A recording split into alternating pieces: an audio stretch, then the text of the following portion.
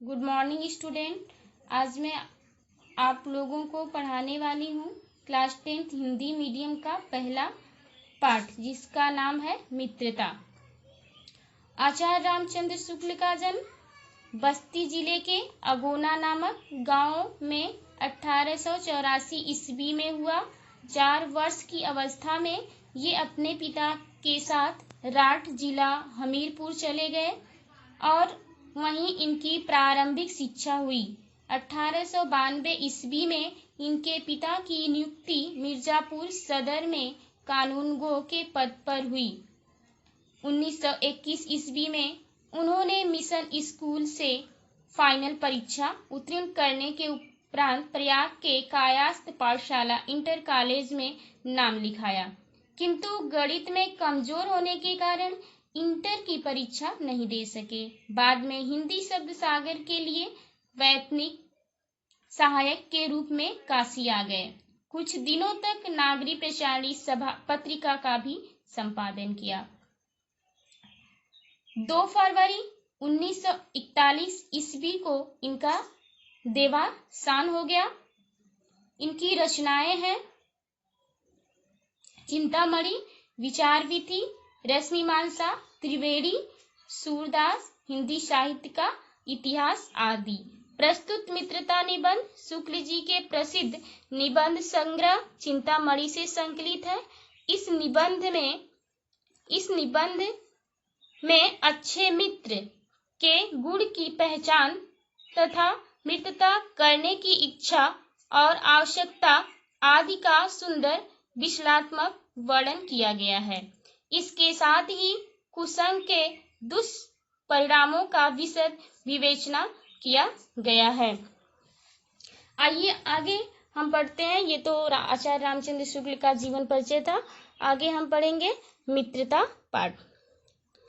मित्रता आचार्य रामचंद्र शुक्ल, लेखक आचार्य रामचंद्र शुक्ल कहते हैं कि जब कोई युवा पुरुष अपने घर से बाहर निकलकर बाहरी संसार में अपनी स्थिति जमाता है, तब पहली कठिनता उसे मित्र चुनने में पड़ती है। यदि उसकी स्थिति बिल्कुल एकांत और निराली नहीं रहती, तो उसकी जान पहचान के लोग धड़ाधड़ बढ़ते जाते हैं और थोड़े ही दिनों में कुछ लोगों से उसका हेल मेल हो जाता है। यही हेल मेल बढ़ते बढ़ते मित्रता के रूप में परिणत हो जाता है। लेखक कहता है कि जब कोई युवा पुरुष अपने घर से बाहर निकलकर बाहरी संसार में अपनी स्थिति को जमाता है, तब उसकी पहली कठिनाई उसे मित्र चुनने में पड़ती है। यदि उसकी स्थिति बिल्कुल एकांत और निराली नहीं रहती, तो उसकी जान पहचान के लोग धड़ाधड़ बढ़ते जाते हैं और थोड़े ही दिनों में उसका हेल मेल सबसे हो जाता है, यानी सबसे उसकी पहचान हो जाती है।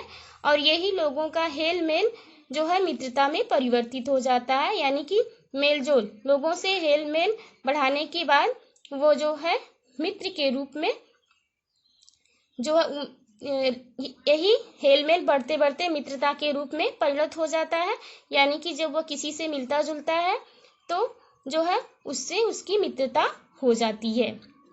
मित्रों के चुनाव की उपयुक्तता पर उसके जीवन की सफलता निर्भर हो जाती है। लेखक कहता है कि मित्रों के चुनाव पर ही उसके जीवन की सफलता निर्भर होती है। अगर अच्छा मित्र का हम चुनाव करेंगे तो हमारा जीवन भी अच्छा और सफल बनेगा। अगर बुरे व्यक्ति का चुनाव करते हैं या बुरे मित्र का चुनाव करते हैं तो हमारा जीवन भी बुरा ही बनेगा, नीरस बनेगा। हमारे जीवन में बहुत सारी कठिनाइयां आएंगी जिनका हमें सामना करना पड़ेगा। इसलिए हमें बुरे मित्रों का चुनाव नहीं करना चाहिए। जो जिनका स्वभाव अच्छा न हो उनके साथ नहीं रहना चाहिए, क्योंकि संगति का गुप्त प्रभाव हमारे आचरण पर बड़ा भारी पड़ता है। क्योंकि संगत यानी साथ रहने का जो गुप्त प्रभाव होता है वो हमारे ऊपर कब पड़ता है हमको पता ही नहीं चलता है। हम ऐसे समय में समाज में प्रवेश करके अपना कार्य आरंभ करते हैं। लेखक कहता है कि हम लोग ऐसे समाज में प्रवेश कर के अपना कार्य शुरू करते हैं, जबकि हमारा चित्त कोमल और हर तरह का संस्कार ग्रहण करने योग्य रहता है। लेखक कहता है कि जब हम ऐसे समाज में प्रवेश करते हैं तब हमारा जो चित्त यानी हृदय जो होता है वो बड़ा कोमल होता है, चाहे जिस संस्कार को वो ग्रहण कर ले, यानी हर प्रकार के संस्कार को ग्रहण करने में योग्य होता है।